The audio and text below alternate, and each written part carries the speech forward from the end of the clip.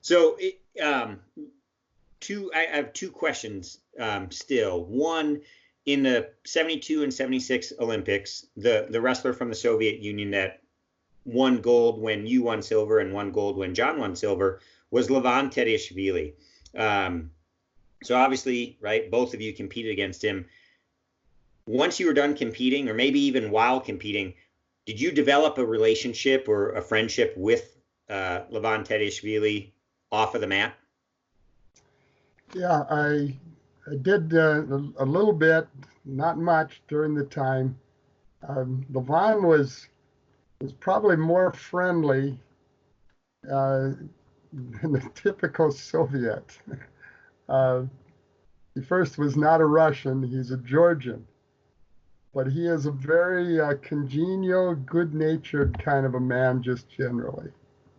And maybe even has a little bit of fun and mischief in him, kind of a personality. And he also knew a little bit of English.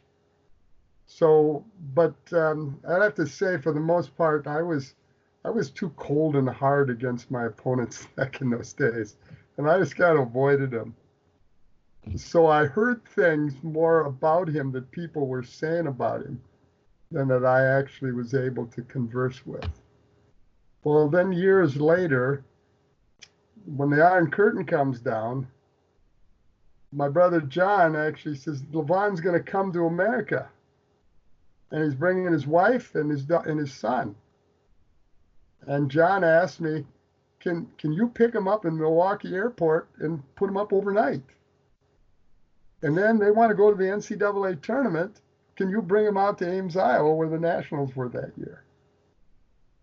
And so I did all of that.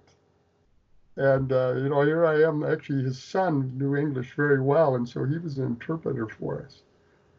And he stayed here at our home, ate a couple meals with us, and then I drove him all the way to Iowa. Actually, I stopped to do a speaking engagement, and he came right with me. And so by the end of those about 4 days that maybe even 5 days that I was with him, we got to kidding about various things. I did a school assembly, and here I am at a school assembly, and I always did a wrestling demonstration. So I pulled him out in front of all these kids, and I tried to do a move on him. He would not let me get a single, no matter what I did. I had to stop and raise his hand and tell him he won again. Well, the kids all loved it. John has since been in his home.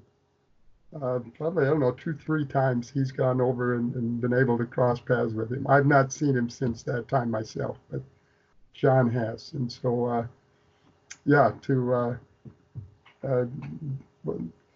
you got to get away from the wrestling, at least for me. I had to. When I found out several guys that I wrestled back years ago, really pretty good natured men.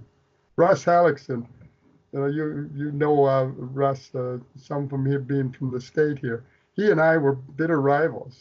We were in the same weight class.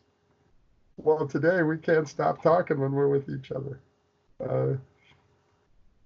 No matter how long it is, we'll just talk nonstop about things. We're great friends. But during that rivalry time, in the end, we were on 2 Olympic teams together. But there was a period when we kept each other off the mat.